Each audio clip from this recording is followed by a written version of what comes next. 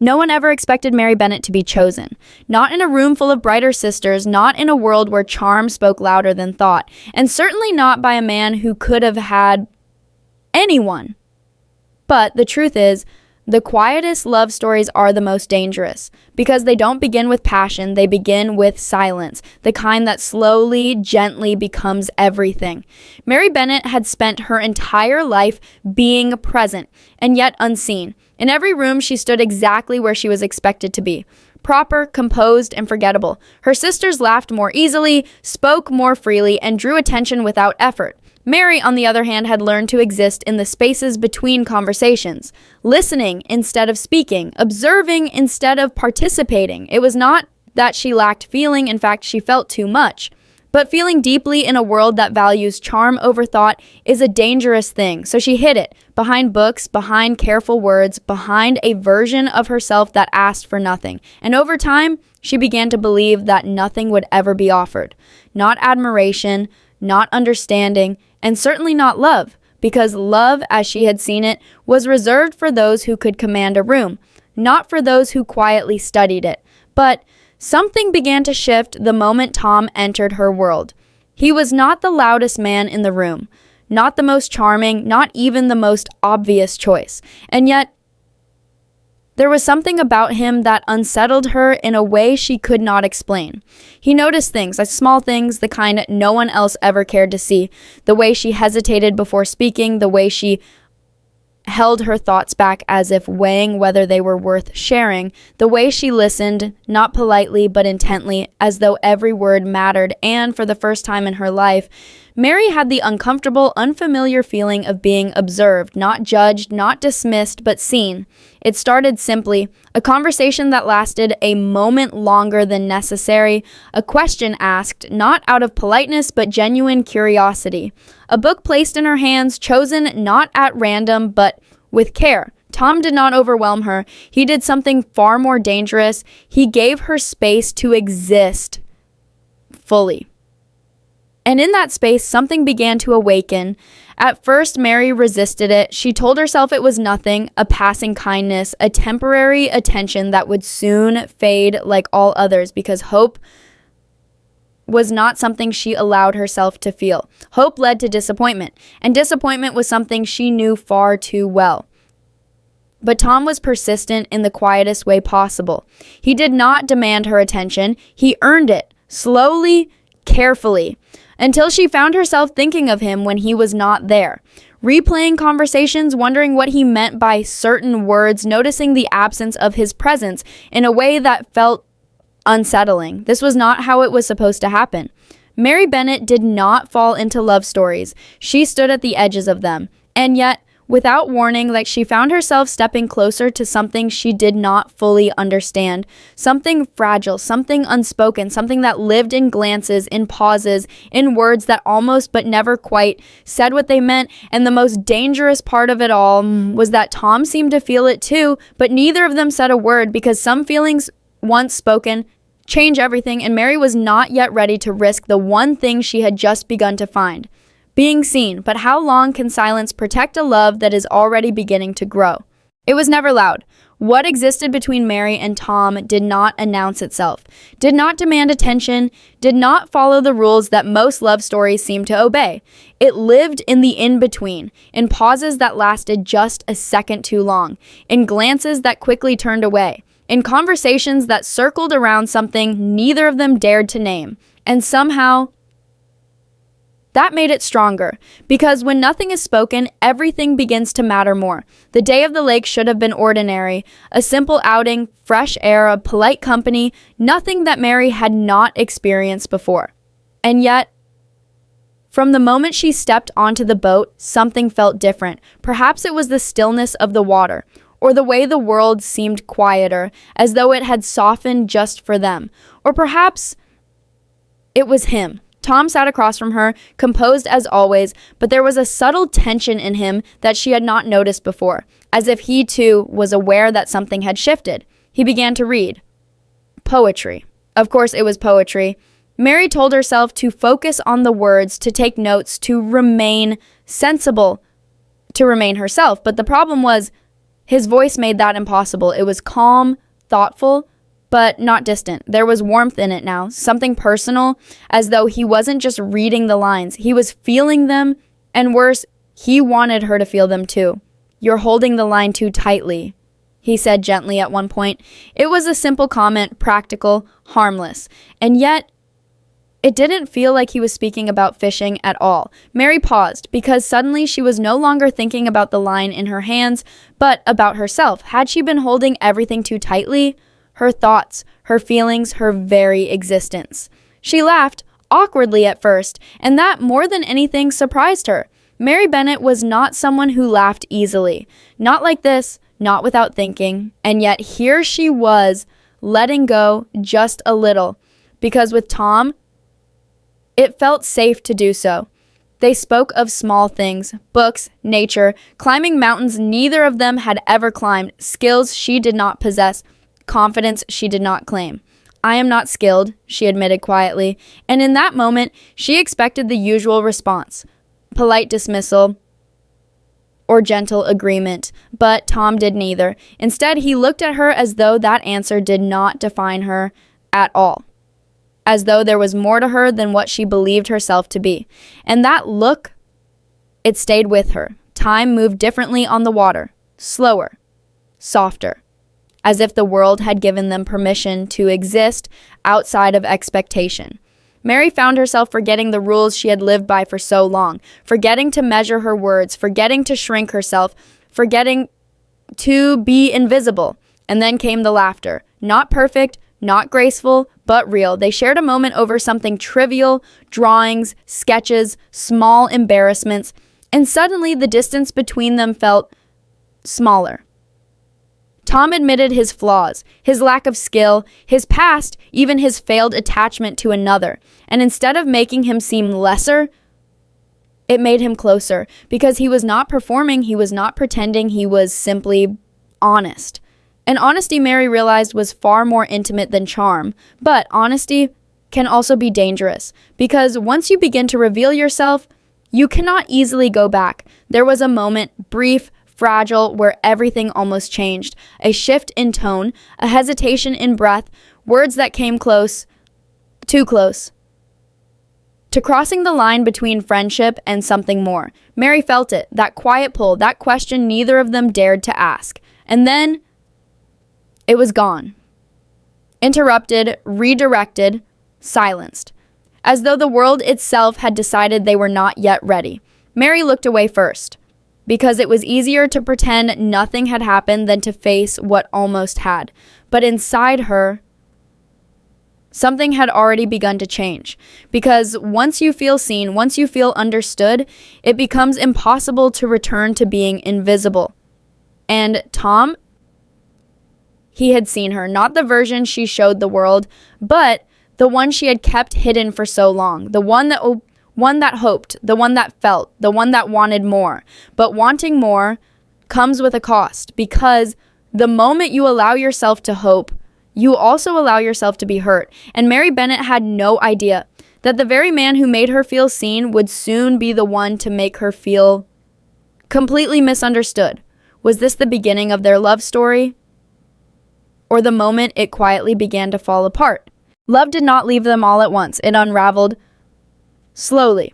So quietly, in fact, that Mary did not realize something was wrong until she could already feel the distance. After the lake, everything should have been clearer. The glances had meant something. The laughter had meant something. That almost confession had meant everything, and yet nothing was said. No promises, no certainty, no truth placed safely into words, only silence. At first, Mary told herself it was enough, because what they had was delicate, too delicate perhaps to be spoken aloud. She convinced herself that meaning could exist without declaration, that understanding could live without confirmation.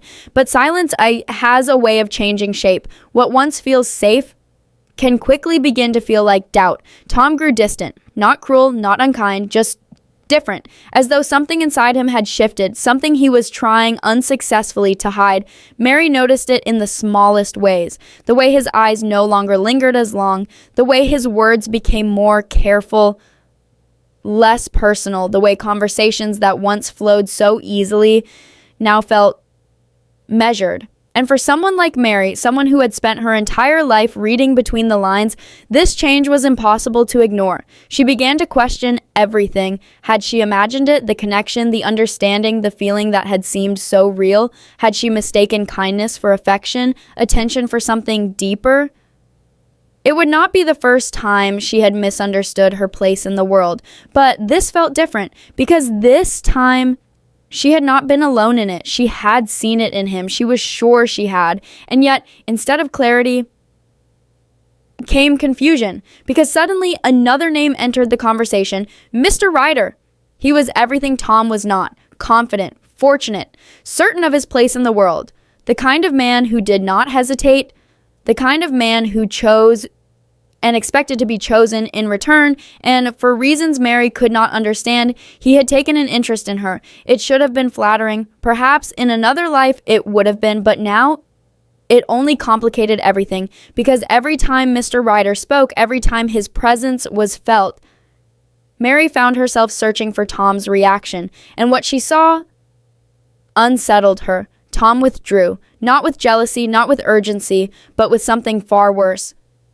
Restraint. He stepped back, gave space, said less, felt less present, as though he had already decided something he had not shared with her.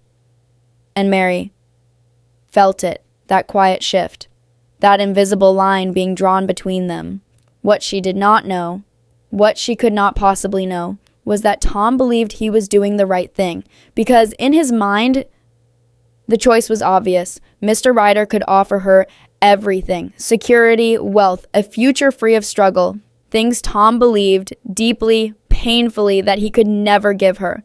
So he made a decision, without asking her, without trusting her, without truly seeing her the way he once had. He chose to step aside, and in doing so, he became exactly like everyone else, someone who assumed what was best for Mary, without ever asking what she wanted. For Mary, it felt like something had been taken from her, not loudly, not dramatically, but quietly, without her consent, because for the first time in her life, she had begun to hope for something that was hers, not assigned, not expected, not chosen for her by others, but now even that was slipping away. When she finally understood, when the truth became clear, it did not feel like heartbreak in the way she had imagined. There were no tears at first, no dramatic confrontation, only a deep, quiet realization. He had never truly trusted her, and that hurt more than anything else, because being unseen was something she had always known.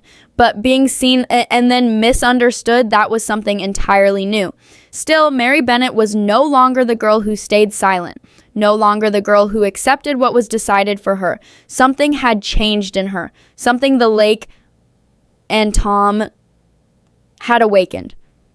And for the first time, she was ready to speak. But would it be too late? Because sometimes the greatest mistake is not losing love, it's letting it go before you even know if it was yours to lose. For most of her life, Mary Bennet had remained silent, not because she had nothing to say, but because she believed no one was truly listening. But something had changed, and this time, she would not be overlooked.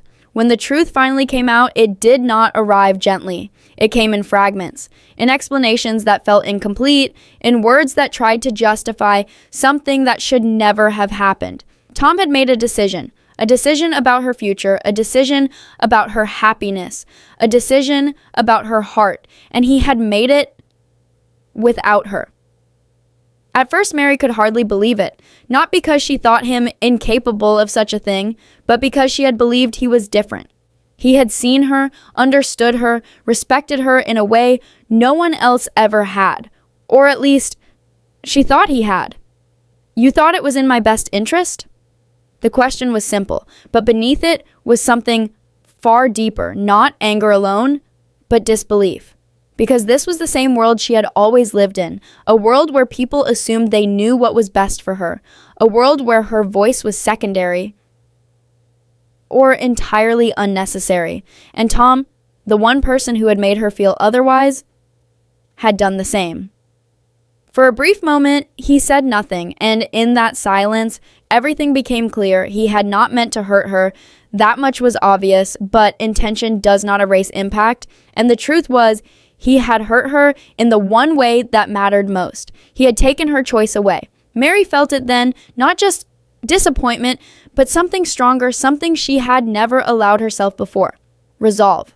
I don't want to be decided for.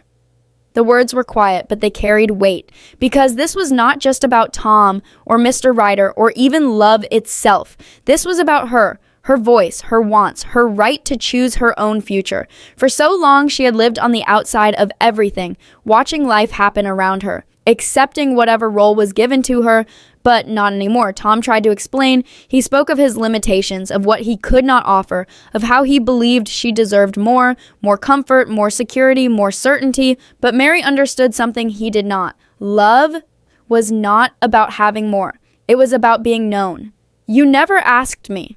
It was the simplest truth, and yet it carried everything, because if he had asked, she would have told him that she never cared for Mr. Ryder, that wealth meant nothing to her without connection, that all she had ever wanted was to be chosen for who she truly was. And more than that, she would have told him the truth she had been holding back for far too long. I love you. The words changed everything, not because they were dramatic, not because they were unexpected, but because they were honest. Completely, unavoidably honest. Tom froze, not out of doubt, but realization, because in that moment, he understood what he had nearly lost. Not just a possibility, but her, the girl who saw the world deeply, who felt things others overlooked, who had chosen him not because he was the safest option, but because he was the one who truly understood her. And suddenly, all his careful decisions felt meaningless, because love cannot be managed. It cannot be protected through distance. It cannot survive being silenced. It must be chosen, openly, honestly, without fear. And for the first time, Tom stopped holding back. He stepped forward, not as someone trying to do the right thing, but as someone finally ready to be truthful. Because sometimes the greatest risk is not in loving someone, it's in finally admitting that you do. But after everything that had happened, after the silence, the misunderstanding, the hurt, was love alone enough to bring them back together? For a moment, nothing moved. No wind, no voices, no distractions. Just two people, standing in the fragile space between what was almost lost and what could still be saved. Tom had spent so long holding himself back, measuring his words, doubting his worth, convincing himself that love required sacrifice, even if that meant losing it. But now, standing in front of Mary, he saw the truth clearly. He had been wrong, not about loving her, never that, but about believing she deserved someone else. I thought you deserved better than me. The words came quietly, but they carried everything he had been holding inside. Every doubt, every fear, every reason he had convinced himself to walk away. Mary didn't interrupt, because for once, she wanted to hear it all, not the careful version, not the polite explanation, the truth. I cannot offer you great wealth, he continued, his voice unsteady for the first time. I cannot promise you ease or a life without difficulty. He paused. Not because he had nothing left to say, but because what came next mattered most. But I can offer you my love.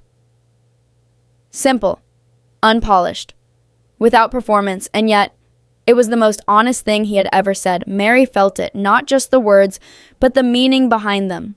Because this was not the same man who had stepped aside. This was someone who had finally chosen to stand with her. I have only ever loved you. Her voice was soft but certain. No hesitation, no fear, just truth. And in that moment, everything that had been unspoken between them finally found its place. All the glances, all the silences, all the almost confessions, they had always been leading here. Tom stepped closer, not cautiously this time, not as someone unsure of his place, but as someone who finally understood it. With you, he said, his voice quieter now, I feel like myself.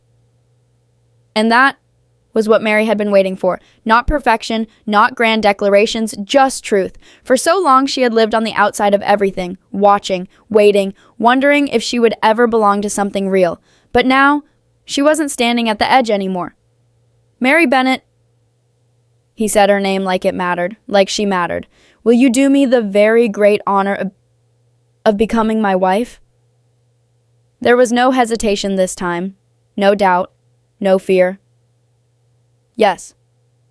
It was a simple answer, but it carried a lifetime of quiet longing finally fulfilled. And just like that, the girl who had once been invisible was chosen, not for her beauty, not for her accomplishments, but for who she truly was. Their love was not loud. It did not demand attention. It did not arrive all at once. It grew in silence, in understanding, in the courage to finally speak when it mattered most. And perhaps that is what made it so powerful, because in a world that often rewards the boldest voices, their love proves something different, that sometimes the quietest hearts hold the strongest feelings, and sometimes the love that begins in silence becomes the one that lasts forever. But the real question is, if Mary had never found the courage to speak, would their story have ended before it ever truly began?